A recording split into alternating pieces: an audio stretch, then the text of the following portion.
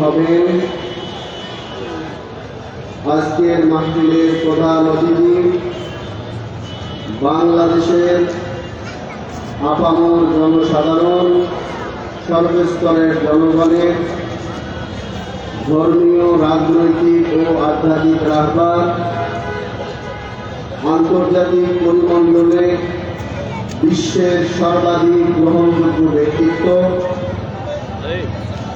আমিরুল মুজাহিদিন হযরতুল আল্লাহ আলহাজ হযরত মাওলানা মুফতি সৈয়দ মুহাম্মদ রেজাউল করিম পীর সাহেব হুজুর চরমনাই দামাত বারাকাতুহুম, সকল বলে আলহামদুলিল্লাহ। আমরা আজকের এই ওয়াজ মাহফিলে আমার সামনে যারা উপস্থিত হযরত উলামায়ে কেরাম এবং পর্দার আড়ালে যে সকল মা বোন রয়েছেন, আজকের এই মাহফিলে উপস্থিত হতে পেরে শুরুতেই মহান রব্বুল আলামিনের দরবারে অন্তরের অন্তঃস্থল থেকে শুকরিয়া জ্ঞাপন করছি, আলহামদুলিল্লাহ। আজ আমরা এখানে আসতে পেরেছি কার দেওয়া শক্তি দিয়ে? আল্লাহর দেওয়া শক্তি দিয়ে। অনেক মানুষ দাওয়াত পেয়েছে, আসতে পারে নাই। আল্লাহ তাআলা আমাদেরকে হাজার ব্যস্ততার মধ্য দিয়ে সময়কে কুরবানি করে এই দ্বীনি মাহফিলে আসার, বসার, কথা বলার এবং শোনার যে তৌফিক দানের ধন্য করেছেন, এর জন্য আমরা খুশি না বেজা? খুশি হলে অন্তর থেকে আরেকবার উচ্চ স্বরে সকলেই বলি আলহামদুলিল্লাহ। আমরা এখানে আসতে পেরেছি কার দেওয়া শক্তি দিয়ে? আল্লাহ না চাইলে কি আমরা আসতে পারতাম? আজকের জন্য আমাদের যতগুলো নিয়ামত আল্লাহ তাআলা আমাদেরকে দান করেছেন, এর মধ্যে অন্যতম একটি নিয়ামত হলো আজকের এই মাহফিলে আসতে পারা। বলেন ঠিক কিনা? এছাড়াও অসংখ্য নিয়ামত দিয়ে আল্লাহ তাআলা আমাদেরকে ভরপুর করে রেখেছেন।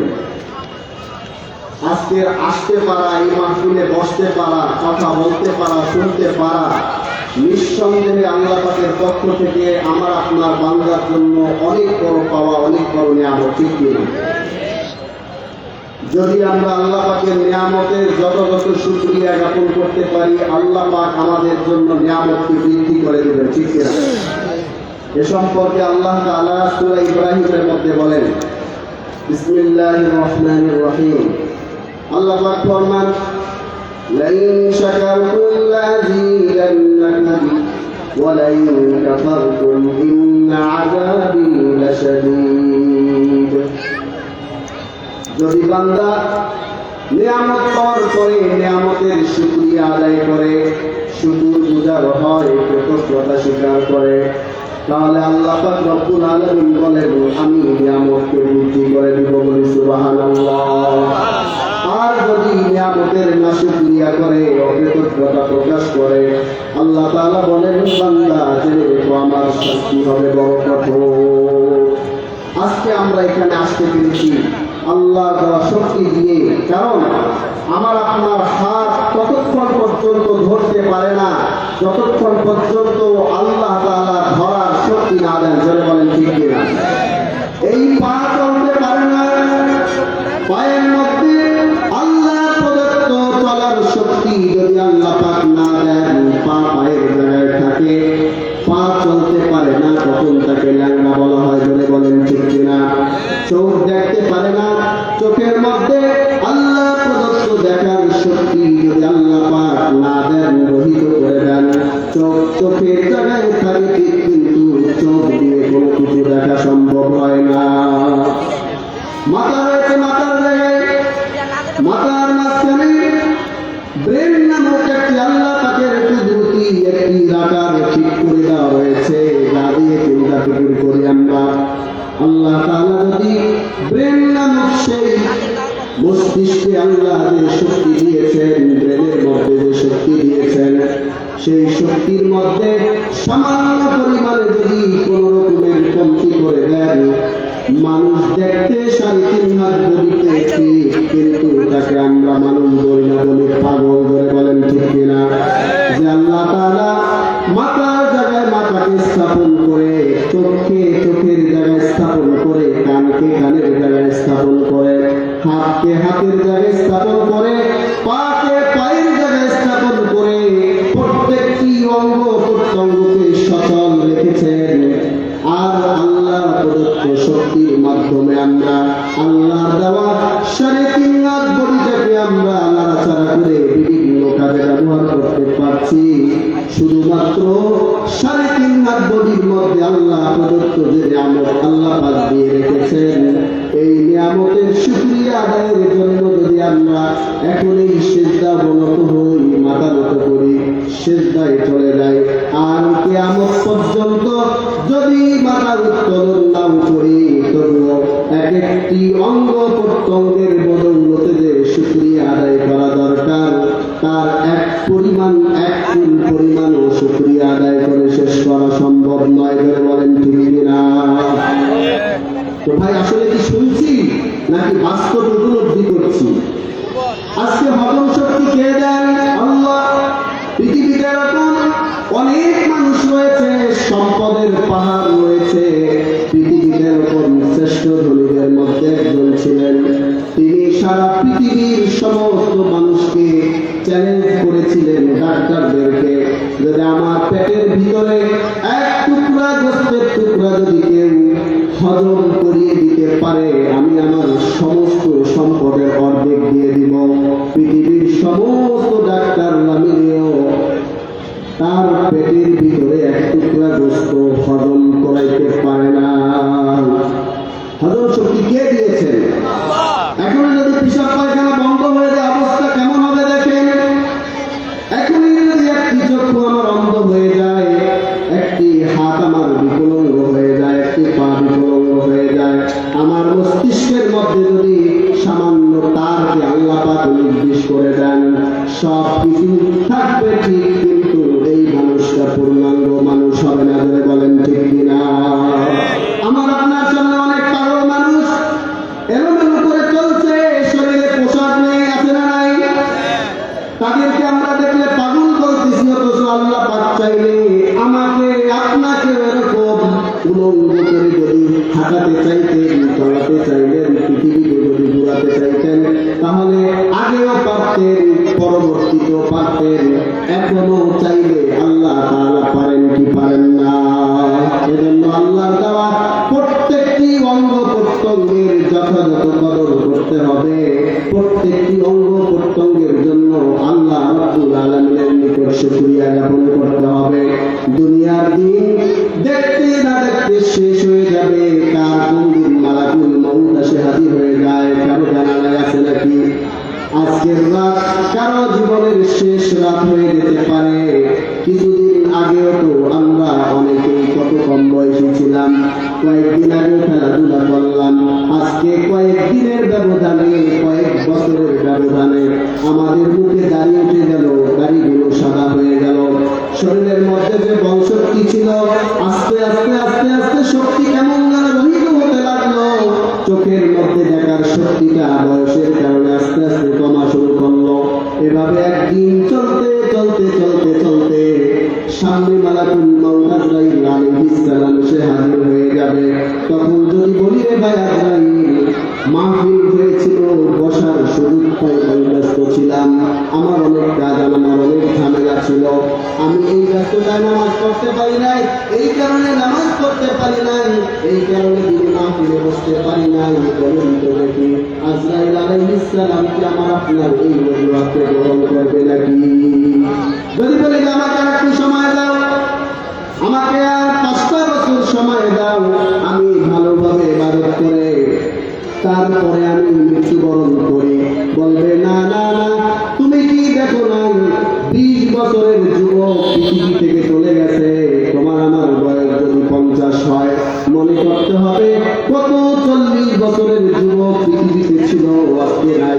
আমার আপনার বয়স যদি 40 হয়, মনে রাখতে হবে কত 30 বছরের তাগড়া যুবক মাত্র বিবাহ করেছে, নতুন বিবি ঘরে নিয়ে এসেছে, কিন্তু আল্লাহর হুকুম হয়ে গেছে তার রূপ কবজ করার জন্য নতুন স্ত্রী ঘরে আছে, ফুল সজ্জার রাত। এরকম অনেক মানুষকে আজরাইল পৃথিবী থেকে বিদায় করেছে কিনা। এজন্য আমি আমাদের ভাইদেরকে বলবো, আসুন আর দেরি না করে দিনী মাহফিলে বসলে যদি একটি কথা শুনি আমার 1 বছর নফল ইবাদতের সওয়াব হবে। একটি মাসালা শিক্ষা করলে কমপক্ষে সর্বনিম্ন 60 বছর নফল ইবাদতের সওয়াব আল্লাহ রাব্বুল আলামিন আমাদেরকে দান করবেন, বলে সুবহানাল্লাহ। এজন্য দাঁড়িয়ে থেকে কোনো লাভ নেই।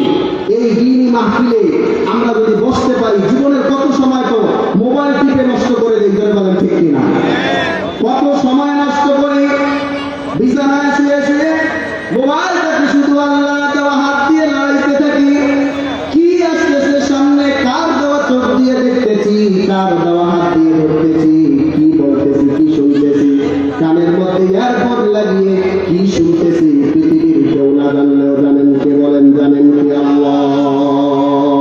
এজন্য আল্লাহ তাআলা যেহেতু সব কিছু দেখেন, সব কিছু জানেন, আমার আপনার 50-60 বছরের হায়াতের জিন্দেগি দেখতে না দেখতে শেষ হয়ে যাবে। তার আগে কতজন আর শেষ হয়ে যায়।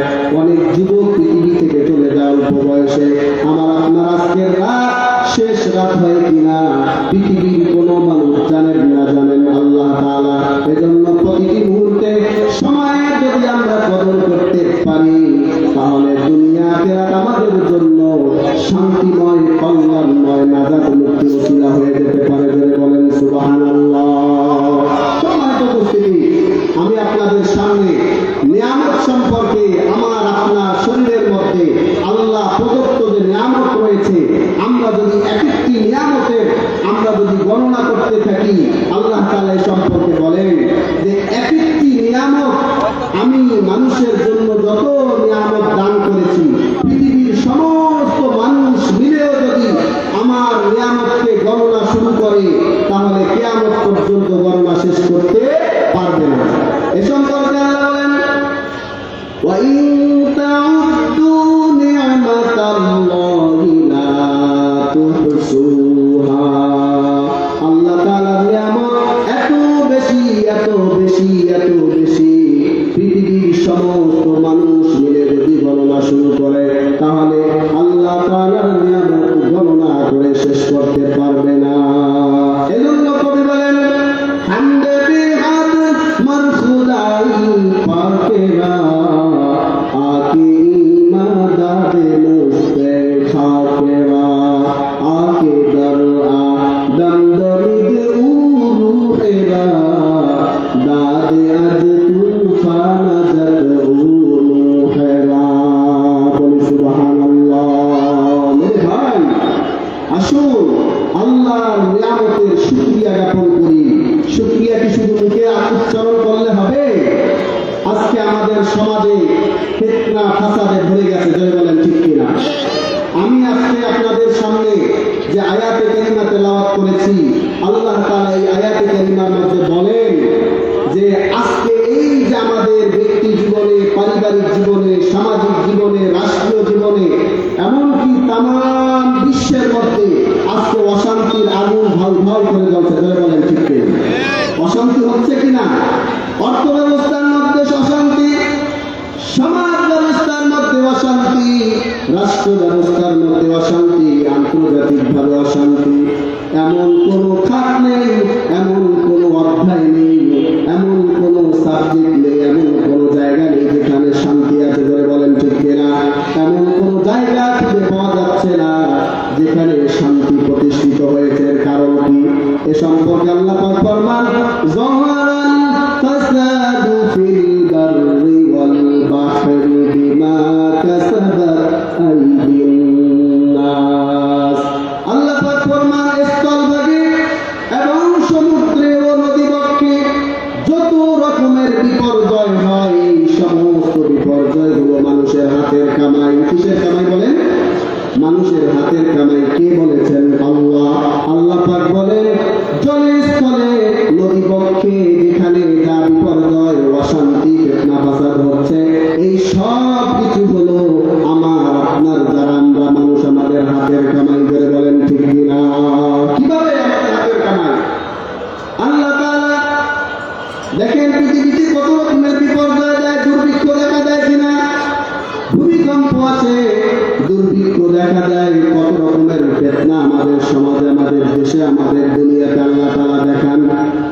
যখনই আমরা একটু রকমের ফিতনার মধ্যে নিমজ্জিত, তবুও আমরা আল্লাহর নিকটে ধাবিত হই না, আল্লাহর নিকট তওবা করি না।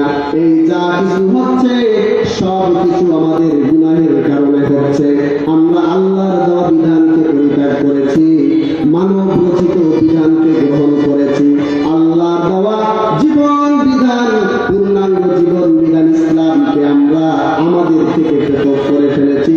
মানব রচিত বিধান দিয়ে আমরা আমাদের ব্যক্তি, পরিবার, সমাজ ও রাষ্ট্রকে সুখে শান্তিময় করার জন্য আমরা চেষ্টা করতেছি। এটি চেষ্টা সফল হওয়ার কথা নয়, এটি সব সময় ব্যর্থ এবং ব্যর্থ বলে প্রমাণিত হবে বলে বলেন ঠিক কিনা? যেই সমাজ ইসলাম থাকবে না, যেই পরিবার ইসলাম থাকবে না, যেই রাষ্ট্রের মধ্যে ইসলাম থাকবে না, যত রকমের তন্ত্রমন্ত্র আমরা আবিষ্কার করি না কেন, অ্যাপ্লাই করি না কেন, কোন তন্ত্রমন্ত্র, কোন জীবন বিধান, কোন কিছুই মানুষের মুক্তি, শান্তি এবং চিরস্থায়ী শান্তির কোন রকমের পথ দেখাতে পারে না বলে বলেন ঠিক কিনা? এ সম্পর্কে আল্লাহ বলেন, ইন্নাদ-দীনা ইনদাল্লাহিল ইসলাম। আল্লাহ তাআলার নিকট একমাত্র জীবন বিধান হলো ইসলাম। ধরে বলেন, আল্লাহ পাকের নিকট একমাত্র জীবন বিধানের নাম কি? এই ইসলাম আমরা মানতে রাজি আছি ইনশাআল্লাহ। আল্লাহ তাআলা আমাদেরকে ব্যক্তি জীবনে, পারিবারিক জীবনে, সামাজিক জীবনে, রাষ্ট্রীয় জীবনে সকল ক্ষেত্রে আল্লাহর দেওয়া বিধান ইসলামকে পরিপূর্ণভাবে গ্রহণ করার তৌফিক দান করুন বলে আমিন। যদি আমরা আল্লাহর দেওয়া জীবন বিধানকে আমাদের জীবনে ধারণ করতে পারি, আমাদের জীবনটা সুখ শান্তিময় হবে। পরিবারের মধ্যে যদি আমরা ধারণ করতে পারি, পরিবারটা সুখ শান্তিময়। যদি সমাজকে যদি আমরা ইসলাম ধারণ করাতে পারি, সমাজটা শান্তিময় হবে। রাষ্ট্রকে যদি আমরা ইসলামের অনুকূলে নিয়ে আসতে পারি, আমার আপনার বাংলাদেশটি এমনকি তামাম বিশ্বের যেখানে ইসলামকে গ্রহণ করা হবে, ইসলামী নীতি আদর্শ বাস্তবায়ন করা হবে, তামাম বিশ্বের যেখানেই হবে সেখানে আল্লাহর পক্ষ থেকে শান্তি প্রতিষ্ঠা হবে, কি হবে না? আজকে আমরা এই কথাটি কিছু শুনি, আমরা মানতে চাই না। আমরা মনে করি ব্যক্তি জীবন ইসলাম, আমি কিছু নামাজ কালাম পড়লাম, রোজা রাখলাম, দাড়ি টুপি জুব্বা পড়ি, আমি তাহাজ্জুদের নামাজ পড়ব, বাস এতটুকুর মধ্যেই যথেষ্ট। বলে না না না, মানুষের জীবনে এমন কোন অধ্যায় থাকবে না যেই অধ্যায়ের মধ্যে সে তার ব্যক্তিগত কোনো সিদ্ধান্তে কোনো কিছুকে গ্রহণ করতে পারে, এমন কোনো অপশন নেই যেখানে সে তার মন মতো চলতে পারে। কারণ ব্যক্তি জীবন, পারিবারিক জীবন, সামাজিক জীবন, রাষ্ট্রীয় জীবন, সিরাত সুরাত মুআমালাত মুআশারা, জন্মের পর থেকে নিয়ে মৃত্যু পর্যন্ত মানুষের জীবনের এমন কোন অধ্যায় থাকবে না যেই অধ্যায়ের মধ্যে সে তার মন মতো কোনো আদর্শকে গ্রহণ করতে পারে বলে বলেন ঠিক কিনা? কোনো কিছু গ্রহণ করার সুযোগ নেই। সর্বক্ষেত্রে আল্লাহর বিধান মানতে হবে, রাসূল সাল্লাল্লাহু আলাইহি ওয়াসাল্লামের সুন্নাত তরিকা মোতাবেক চলতে হবে। রাজি আছি ইনশাআল্লাহ? এমন কোন নয় যে আমি ব্যক্তি জীবনে ইসলাম মানলাম, পারিবারিক জীবনে মানলাম না, পারিবারিক জীবনে ইসলাম মানলাম, সামাজিক জীবনে মানলাম না, সামাজিক জীবনে ইসলামকে গ্রহণ করলাম, আল্লাহর বিধান গ্রহণ করলাম, রাষ্ট্রীয় জীবনে গ্রহণ করলাম না। এ সম্পর্কে মুফতি শফি রহমাতুল্লাহি আলাইহি তাফসিরে মারিফুল কুরআনের মধ্যে বলেন, আল্লাহ তাআলা এখানে ফরমান, ইয়া আইয়ুহাল্লাযীনা আমানু দুখুলু ফিস-সিলমি কাফা ওয়া লা তাত্তাবিউ খুতুওয়াতিশ শাইতান ইন্নাহু লাকুম আদুউউম মুবিন। বলে আল্লাহু আকবার। আল্লাহ তাআলা এখানে বলেন, হে ঈমানদারগণ, আমরা ঈমানদার কিনা? আমরা কি ঈমানদার? আল্লাহ পাক আমাদেরকে বলেন, হে ঈমানদারগণ, উদখুলু, তোমরা প্রবেশ করো, ফিস-সিলমি, ইসলামের মধ্যে, কাফা, পরিপূর্ণ রূপে, ইসলামের মধ্যে পরিপূর্ণ রূপে প্রবেশ করো, ওয়ালা তাত্তাবিউ, ইসলাম ব্যতীত যেই পথ রয়েছে শয়তানের পথ, আল্লাহ পাক বলে ওয়ালা তাত্তাবিউ, তোমরা অনুসরণ করো না, খুতুওয়াতিশ শাইতান, শয়তানের পদঙ্ক, তোমরা শয়তানের পদঙ্ক অনুসরণ করো না। ব্যক্তি জীবন, পারিবারিক জীবন, সামাজিক জীবন, সকল ক্ষেত্রে ইসলাম মানো। মুফতি শফি রহমাতুল্লাহি আলাইহি তাফসিরে মারিফুল কুরআনের মধ্যে বলেন, কেউ যদি ব্যক্তি জীবন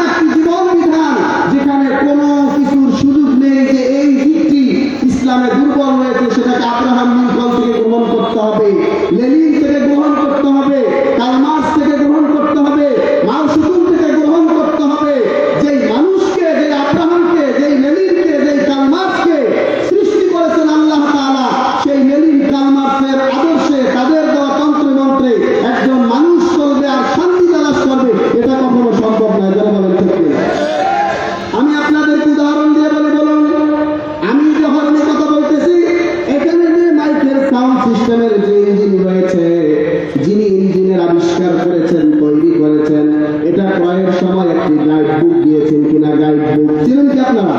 একটি গাইড বুক দিয়েছেন কিনা? যিনি আবিষ্কার করেছেন তিনি জানেন কোন ভলিউম কতটুকু বাড়ালে আর কমালে এই ইঞ্জিনটা আমার 100 বছর গ্যারান্টি দিবে। এই জন্য তিনি একটি গাইড বুক নির্দেশিকা দিয়েছেন। যারা এই গাইড বুককে ফলো করে তাদের মেশিনটি দীর্ঘস্থায়ী হয়, আর যারা নিজের মতো করে এই গাইড বুকের কোনো খবর না নিয়ে, আবিষ্কারকের তৈরিকারকের কোনো নির্দেশনা গ্রহণ না করে নিজের মতো করে কমানো বাড়ানো, এক জায়গার তার আর এক জায়গায় লাগিয়ে দিল, বলুন যে ইঞ্জিনটি 100 বছর স্থায়ী হওয়ার কথা ছিল 100 বছরের পরিবর্তে প্রথম দিনেই জ্বলে পড়ে ধ্বংস হয়ে যাওয়ার সম্ভাবনা আছে কিনা? ঠিক তদ্রূপ ভাবে আসমান সৃষ্টি করেছেন আল্লাহ, জমিন সৃষ্টি করেছেন আল্লাহ, আসমান জমিনের মধ্যবর্তী যা কিছু আছে সব কিছু সৃষ্টি করেছেন আল্লাহ। মানুষ কিভাবে পরিচালিত হলে, কোন নীতি আদর্শে, কোন আইনের মাধ্যমে পরিচালিত হলে মানুষ সুখ পাবে, শান্তি পাবে, সফলতা পাবে, কামিয়াবি হবে, এটা কোনো মানুষ জানে না, জানেন কে?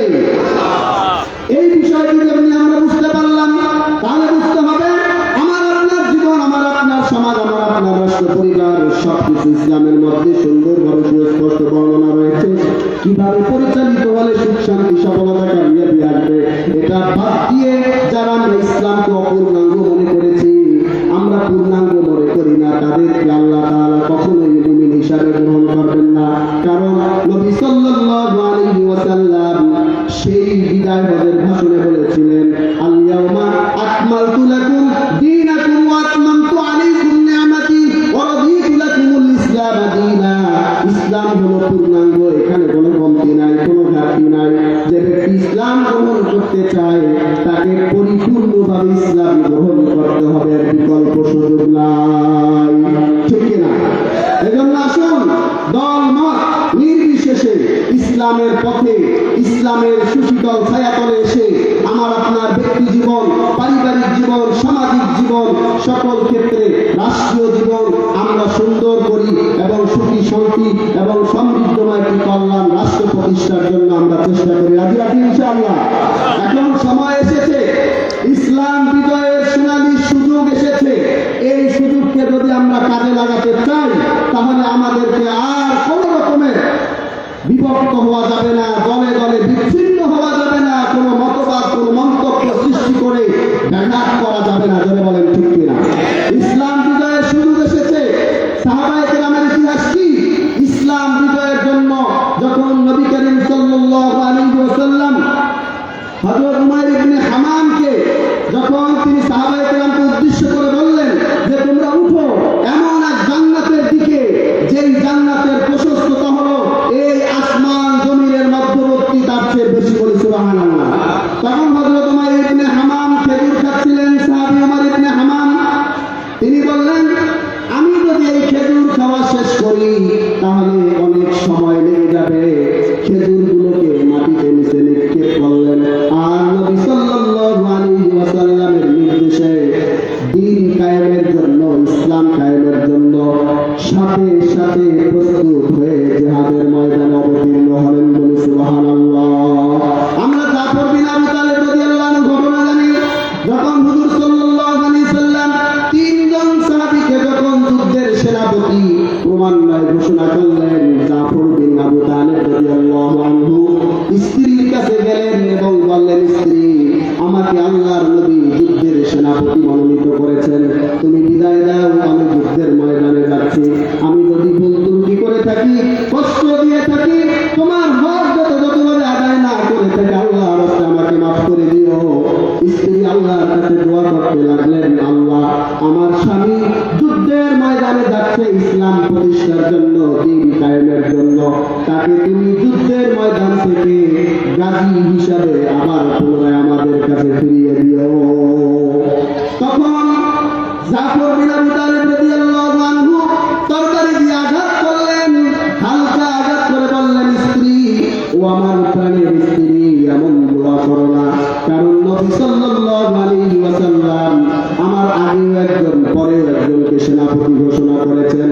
এই কথার দ্বারা স্পষ্ট হয়ে যায়, স্ত্রী, আমি আর এই যুদ্ধের ময়দান থেকে আর ফিরে আসতে পারবো না, বরং দোয়া করো আল্লাহ তাআলা যেন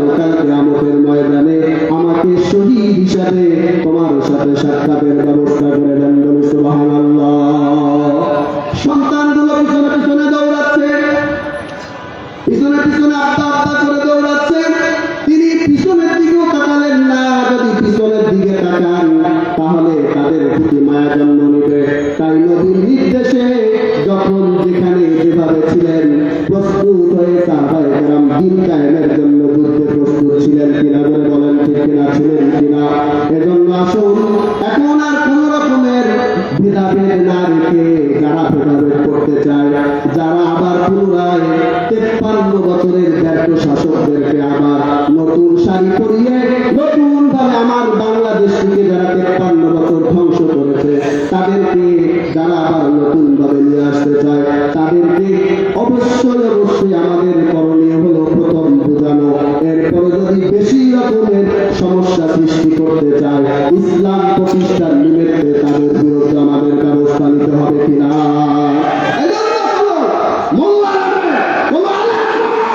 কোন ব্যক্তি যদি এই ইসলামী ঐক্যতে আগামী দিনে ইসলাম প্রতিষ্ঠার যে একটি স্বপ্ন দেশের জনগণ দেখছে, এতে যদি কোন রকমের মোল্লা মৌলবী নামে কেউ কোন রকমের বাধা সৃষ্টি করে, ঘরে বসে থাকা যাবে না, তাদের প্রতিবাদে প্রয়োজনে আমিরের নির্দেশে মাঠে নামতে প্রস্তুত হতে হবে ইনশাআল্লাহ।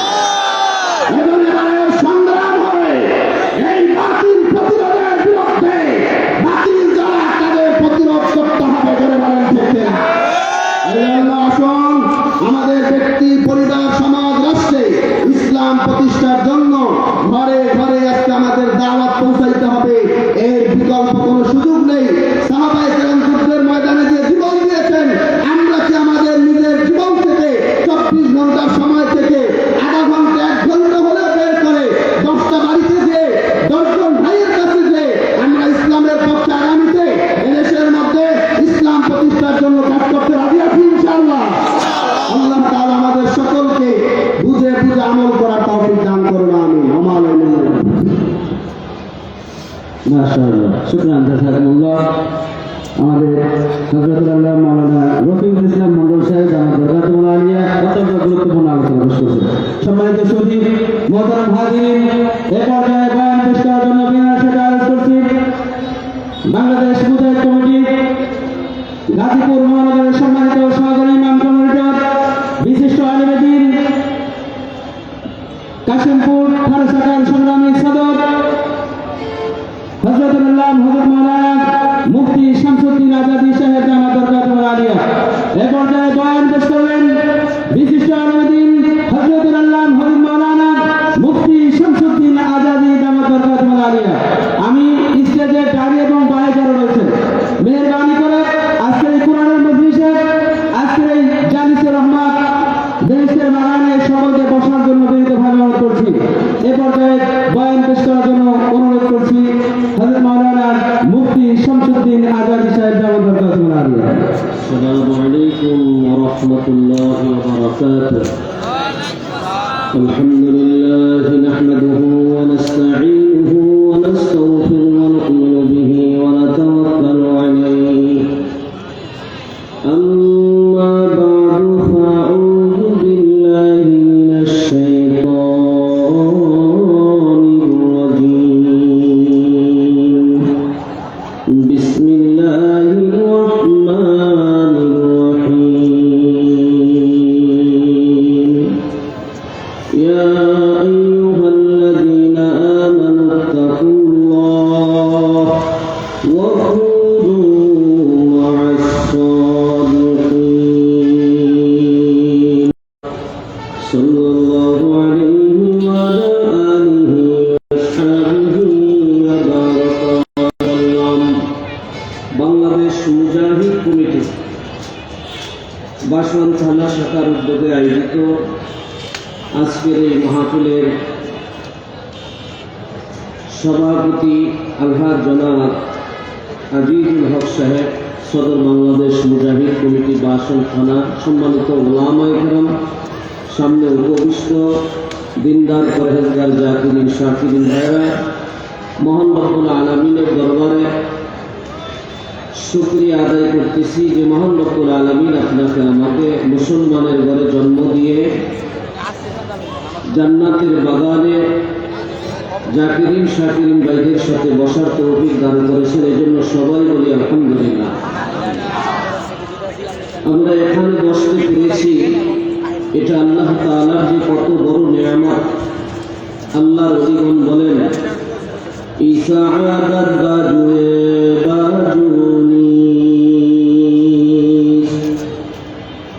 ইসাআদাত বাজুয়ে বাজুনি তানা বখশদ খুদায়ে বখশেন্দা হর গরিদে নেকে তু তৈয়ার হ্যায় जो न मंगे उससे तू बेजार है। एक अल्लाह रली अल्लाह रब्बुल आलामीনের দরবারে বলেন মাবুদগণ আপনি আমাকে একজন বিধর্মী ইহুদি খ্রিস্টান অন্য ধর্মের মানুষের ঘরে জন্ম দিতে পারতেন।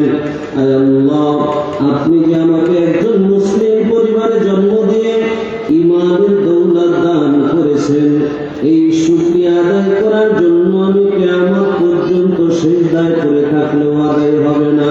কথা ঠিক কিনা? এজন্য সবাই আরো একবার বলি আলহামদুলিল্লাহ।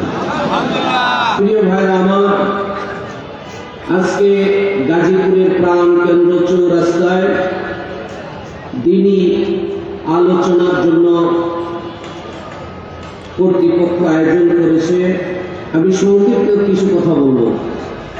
তার ভিতরে আমরা যে সফলতা দেখি, অর্থাৎ এই গাজীপুরের প্রাণ কেন্দ্র চৌরাস্তার মধ্যে যারা আজকে ধনে জনে অনেক শক্তি সম্মান নিয়ে সম্মানের সাথে দুনিয়ার সম্মানের সাথে বসবাস করতেছি, কিন্তু একটি বিষয় হলো যদি আমার জীবন আমি আল্লাহ এবং আল্লাহ রসুলের তরিকায় সাজাতে না পারি, আল্লাহর হুকুম অনুযায়ী চলতে না পারি, তাহলে এক সময় দেখা যাবে আমি ইহকালেও ব্যর্থ এবং পরকালেও ব্যর্থ।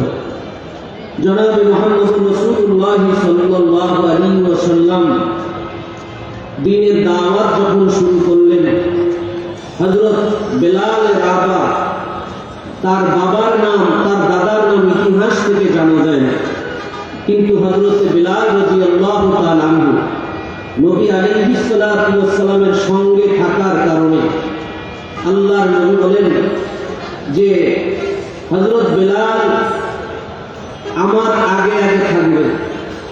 হযরত বেলাল হাসর মাঠে সাদা একটি উটের উপরে আরোহিত অবস্থায় আযান দিবে। আযান দেওয়ার পরে হাসরবাসীরা বলবে সদাক্তা সদাক্তা, আপনি সত্য বলেছেন।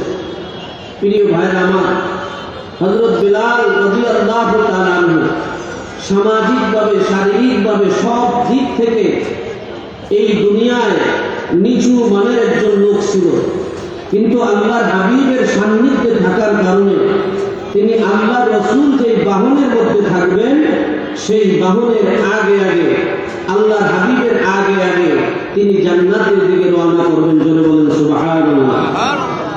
রাসূল কারীম সাল্লাল্লাহু আলাইহি ওয়াসাল্লাম বলেন আমি এমন একজন ব্যক্তির বাবার নাম জানি, তার মায়ের নামও জানি,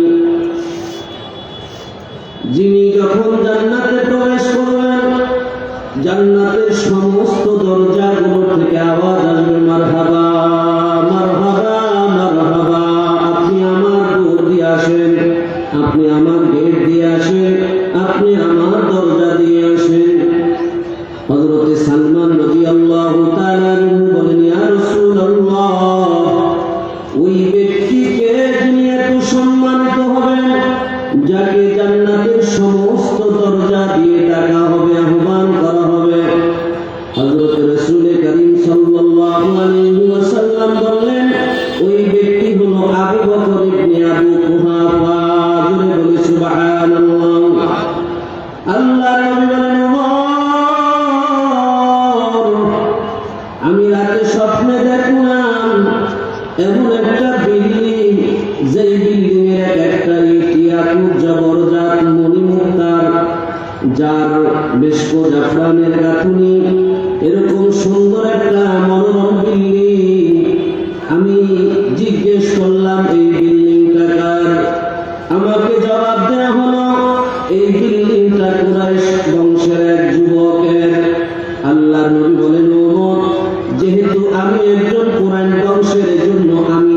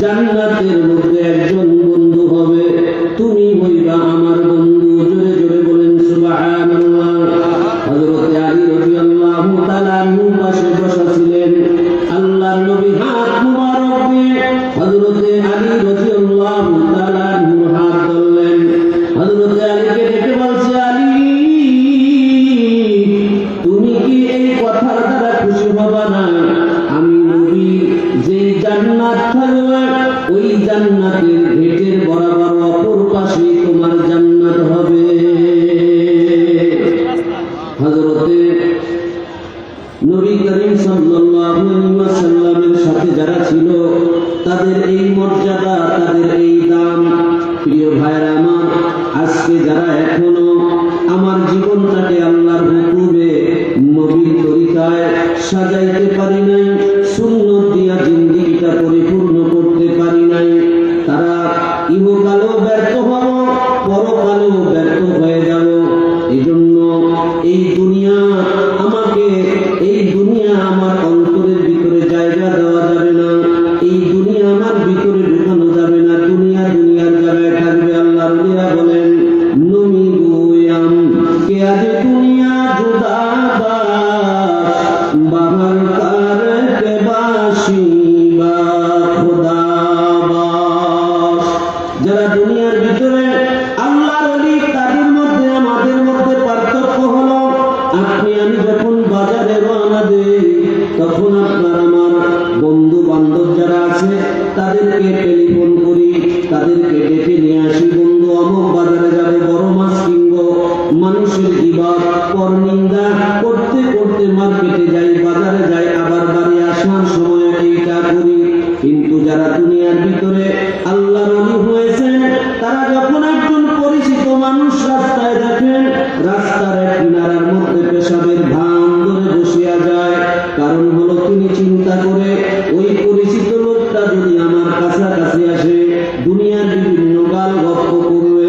এই জন্য তিনি পেশাবের ভান ধরে রাস্তার এক কর্নারের মধ্যে বসিয়া যায়।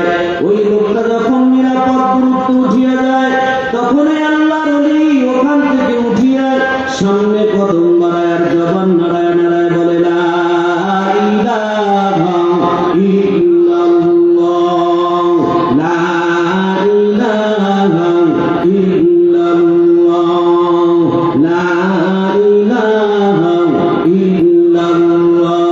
তিনি বাজারে গেলেন, বাজার থেকে আসলেন, আসতে আসতেও জিকির করলেন, যেতে যেতেও জিকির করলেন।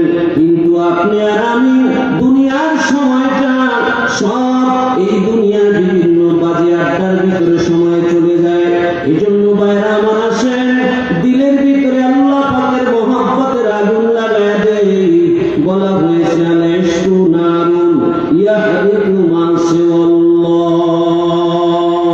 আল্লাহ পাকের মহব্বতের আগুন যাদের সিনার মধ্যে লাগিয়া যায়, যাদের সিনার ভিতরে আল্লাহর ইশক মহব্বতের আগুন লাগিয়া যায়, ওদের সিনার ভিতর থেকে সব কিছু জ্বালিয়ে পুড়িয়ে ভস্ম করে দেয়। সব কিছু এরকম দিল থেকে বের হয়ে যায়, দিলের ভিতরে থাকে শুধু আল্লাহ আল্লাহ আল্লাহ আল্লাহ।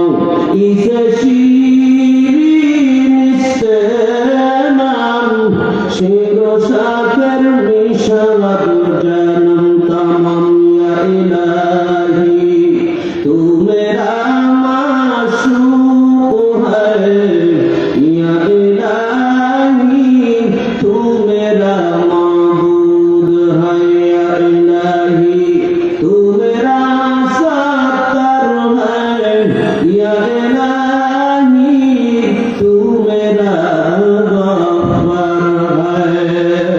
ও আল্লাহ পাকের বান্দারা, জনাবি মুহাম্মদুর রাসূলুল্লাহ সাল্লাল্লাহু আলাইহি ওয়াসাল্লামের উম্মতগণ, আল্লাহর নবী হযরত মুসা আলাইহিস সালাতু ওয়াস সালাম একদিন জঙ্গলের ভিতর দিয়ে রওনা করলেন।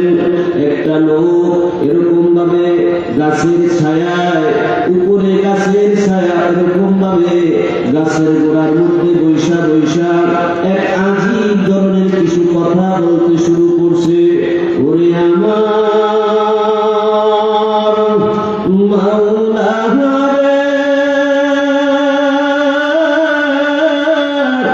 ওরে আমার মাবুদ রে, আমি যদি তোমাকে পাইতাম, আমি তোমাকে সুন্দর করে গোসল করায়া দিতাম। আমারে এমন করে নানান ধরনের কথা বলতেছে। মুসা আলাইহিস সালাতু ওয়াস সালাম ওই জায়গা দিয়ে রওনা করলেন। হঠাৎ করে শুনেন এলোমেলো কিছু বাক্য শোনা যায়। এবার ওই পাগলার কাছাকাছি গিয়ে দেখেন একজন রাখাল জঙ্গলার ভিতরে গাছের নিচে বৈশা বৈশা এমন বিলাপ করতেছে। আল্লাহ নবী ধমক দিয়ে বললেন, পাগল, আল্লাহ পাক রব্বুল আলামিনকে এরকম গোসল দেওয়ানো যায় কিনা, আল্লাহ পাককে খানা খাওয়ানো যায় কিনা, আল্লাহ পাকের মাথায় তৈল মাইখা দেওয়া যায় কিনা? এ পাগল, কি সর্বনাশার কথা বলতেছো? যখন মুসা আলাইহিস সালামের ধমক দিল, পাগলা তখন ওইখান থেকে এমন সজোরে দৌড় দিয়ে পলায়ন করলো।